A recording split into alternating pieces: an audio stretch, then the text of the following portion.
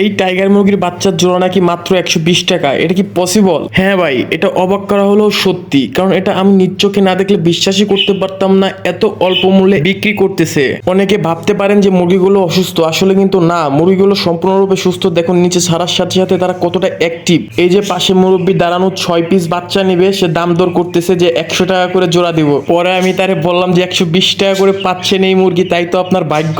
কারণ আমরা সবাই জানি যে টাইগার মুরগির বর্তমান বাজার দর কেমন। 200 টাকার নিচে ভালো কোনো বাচ্চা পাওয়াই যায় না এই সাইজে। ভাইকে জিজ্ঞাসা করছিলাম, ভাই এত অল্প দামে কিভাবে এই মুরগিগুলো সেল দিচ্ছেন? সে আমাকে বললো কি যে ভাই আমার কাছে অল্প কয়টাই মুরগি আছে, এগুলো আমি বিক্রি করে দেশের বাড়ি চলে যাব, তাই এত কম দামে বিক্রি করে দিতেছি।